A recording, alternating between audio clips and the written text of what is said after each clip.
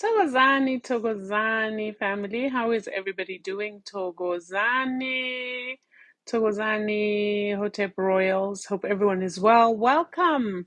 Welcome to our family space. If you are new to this channel, you are welcome. Please don't forget to like, subscribe, and follow. If you are somebody who's been with us for a while, well, welcome back to another teaching. And tonight, on the eve of the entrance into the season of Sekhmet, I thought I would come on and tell you a little bit about this energy or frequency of Sekhmet. I will do more teachings on her, but basically, Sekhmet is the energy of purification. Sekhmet is symbolized as a feminine deity who has a lioness's head on her shoulders. As you know, our ancestors always studied the behaviors of certain animals and then attributed these animals as an example of what this energy or prevailing energy is. So we're in the Southern Hemisphere right now. We are entering the energy of Sekhmet tomorrow, the 23rd of May. And guess what? It is also a full moon in Sagittarius, right? Full moon in Sagittarius. What is Sagittarius? It's a fire sign, right? What is Sekhmet? Sekhmet is fire. So Sekhmet is this energy of purification, and we'll delve more into what that looks like in terms of ourselves, how we can assist ourselves using this energy, what practical things we can be doing during this season of purification. But I wanted to share with you a little bit the story of Sekhmet.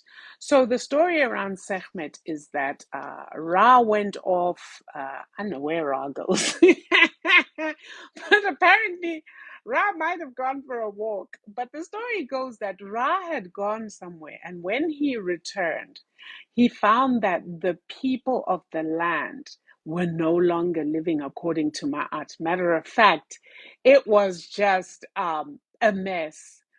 And his daughter, remember, his daughter is Heteru. Heteru, who is the goddess of fertility, goddess of love, goddess of all things sensuous, goddess of music and dance, right?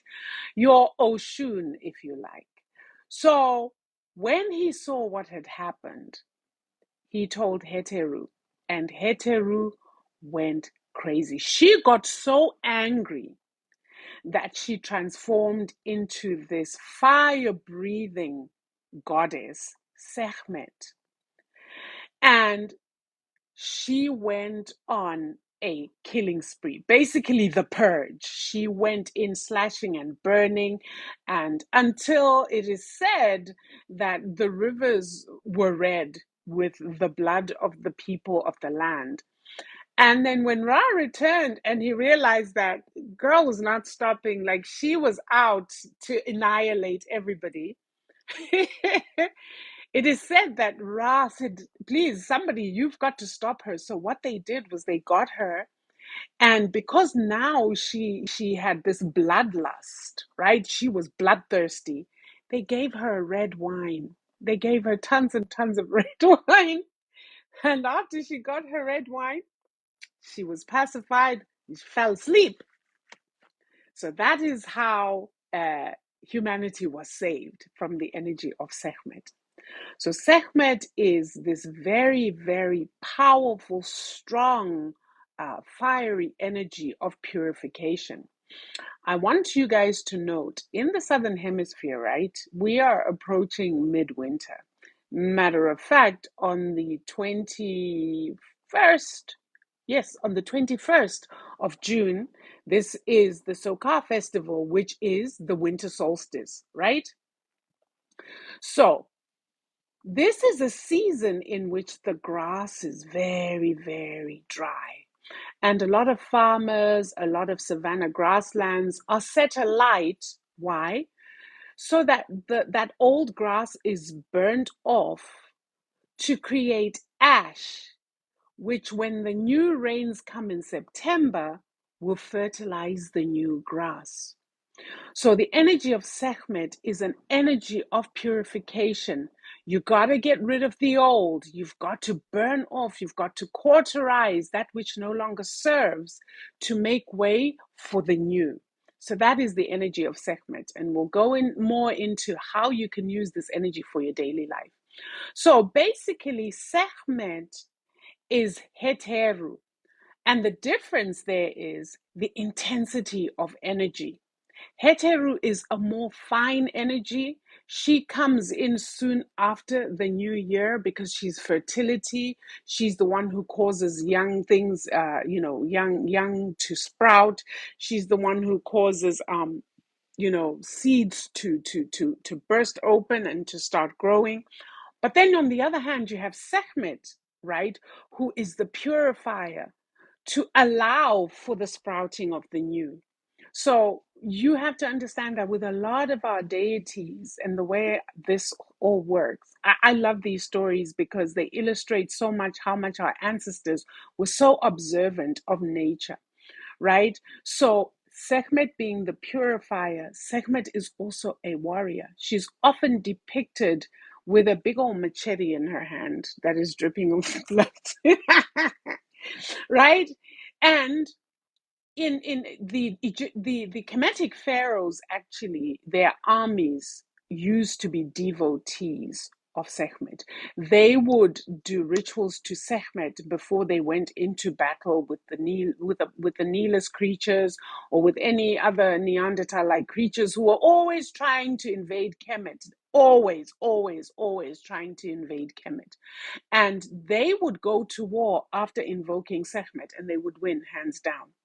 And it is said that the times that they didn't invoke Sekhmet, well, they lost. So Sekhmet is a very powerful energy. It's a very powerful goddess. She's also a healer, understanding that in order for healing to happen, you first have to cleanse the wound. You first have to purify the wound. So she was also the patron of doctors and physicians in ancient Kemet, was Sekhmet. And during the season of Sekhmet, for example, the great empire of Kemet in Soweto, they actually have a sort of special devotion that they give to Imhotep, who is the first physician, father of medicine. That guy was all that. So to show you that Sekhmet is powerful for me, I am Sekhmet, by the way. I am Sekhmet Bast. Yes, I am born in the season of Sekhmet, and I'm a healer. Isn't that interesting? When we do story time on YouTube, I'll be telling you guys how all this process unfolded. Because mine, in terms of coming to understanding my energy or the principle that I am, was really fascinating. It wasn't a straightforward of, can you tell me what principle I am? I was shown who I was. And so it tracks back to the fact that, I always wanted to be a healer. Well, at least I thought I wanted to be a healer, not knowing that what was pushing me was the fact that I was a healer, right? Your principle tells you, in essence, who you are, because your principle tells you the energy, the predominant energy of your soul. That's really powerful. So, just letting you guys know that we will be doing story times on that. So, there's something I wanted to share with you guys. So I've shared a little bit about Sekhmet. I've shared the history of Sekhmet. I've shared with you that she's a healer, she's a warrior, and yes, she's also like defender of the throne, defender of Ra. So Sekhmet was also invoked as defender of the throne and defender of Ra. Remember, she got angry on behalf of Ra and went on this purge, right? So very loyal to the throne, so to speak. Now, I wanted to share something with you guys. Those of you who are born during the season of Sekhmet, which goes May 23rd to June 22nd, y'all think you're Gemini, right? I'm talking to Bagwantu here. Hey, I'm not concerned about the others. Or if if you think you're Gemini, I'm here to tell you wrong. You're not. You're Sagittarius. I'll tell you why. Because your south node is Sagittarius. So if you were born, or if your, what I call your spiritual umbilicus is in the southern hemisphere, meaning in Africa, you are not a Gemini, you are a Sagittarius. Study yourself and see if that tracks. Because for a long time, I thought I was Gemini and some things worked. Why? Because Gemini is my north node, right? So I'm going to put the graphic up so that you guys can see it. But listen in. If you think you are Aries, because remember we've been using the Western horoscope, which is off for us Southerners. It's off. The calendar for us is off, and the horoscopes that we've been using are off. So remember what I said when white people tell you something, flip it. Okay. So if they told you that you were Aries, that is your north node, your northern hemisphere node, you're actually a Libra. If you think you're a Taurus north node, you're a Scorpio. If you were calling yourself Gemini, you're Sagittarius. If you're calling yourself Cancer, you're Capricorn. If you're calling yourself Leo, you're Aquarius. If you're calling yourself Virgo, you're Pisces. If you're calling yourself Libra, you're Aries. If you're calling yourself Scorpio, you're Taurus. If you're calling yourself Sagittarius, you're actually Gemini. If you're calling yourself Capricorn, you're Cancer. If you're calling yourself Pisces, you're Virgo. And if you think you're Aquarius, you are a Leo. Okay, I will put the graphic up so that you can get it aligned. These things are very important, guys. Number one is knowing your energy or principle, right? That is key because that's essentially knowing the fingerprint of your soul, so to speak. But then remember that there are added layers to who we are as humans that tells you the predominant energy that your soul embodies. Number one. Number two, knowing the constellation or star formation at the time of your birth is also an added layer to knowing who you are. This is why the horoscope, remember, is horoscope. We call it the heru's vision. Basekemu called it heru's vision, not horoscope. Them Greeks came, plagiarized, called it horoscope, and then turned you all upside down. If you are a melanated being, you ought to be using the southern calendar. You ought to be using the African calendar. And your horoscope is therefore has to align with the star constellations based where? On that southern hemisphere. So I hope this makes sense on some level. I hope that this will help you. Like I said, as we go into the season, I will be coming back and we will be doing more practical work around Sekhmet because Sekhmet, yes, Sekhmet is this fire. She is fire, but Sekhmet is also Sechem. What is Sechem? Sechem is that energy that sits at the base of your spine, which yogis call Kundalini. Amazulu call it umbilini, and we're going to work with that energy because remember we're purifying, right?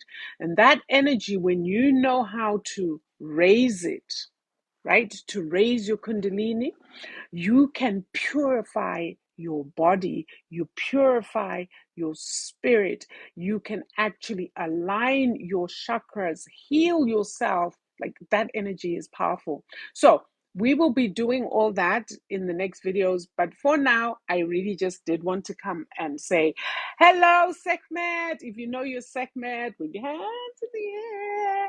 I celebrate this season. It's our season. And for those of you who celebrate the birthday, go ahead and celebrate your birthday, Sekhmet. You are welcome. Some people celebrate a birthday month. So if you are Sekhmet, you're going to be celebrating. Yeah, some people are extreme with this whole thing. The thing is, again, I've told you, please remember that your birthday is really not a birthday. It's the day you come through the portal into the world, but you're eternal. Therefore, why is it that if you have a birthday, that means you have to have a death day? You see what they did to us. So you are able to, like, literally limiting your lifespan. You are eternal. So if you were to stop celebrating your birthday. It means that you don't have a death day. You've canceled that curse that they put on all of us to say we only live till we are 80 something and then you must go. If you're living in alignment with nature, there are a lot of people. The ancient Africans used to live for hundreds of years. Now I don't know if I want to live for hundreds of years. I'm kind of tired. I'm tired because this is not my first rodeo. I've been here before several times, so I'm like, do I really? I don't know, man. But anyway, let's switch it up a bit because the thing I really want to share with you guys is this. So this full moon tomorrow in Sagittarius is really powerful. Remember, with the full moon, we do not manifest. With the full moon, what do? We are letting go. So, with this full moon in Sagittarius, Sekhmet on Sekhmet, you can do some powerful letting go and getting rid of rituals. Now, I don't know. I have a ritual that I wanted to share, but I'm not so sure I want to share this ritual because some people are going to start messing with other people to the extent that I'm like, you know what? Maybe let's leave that ritual until another time because we are in such trying times right now.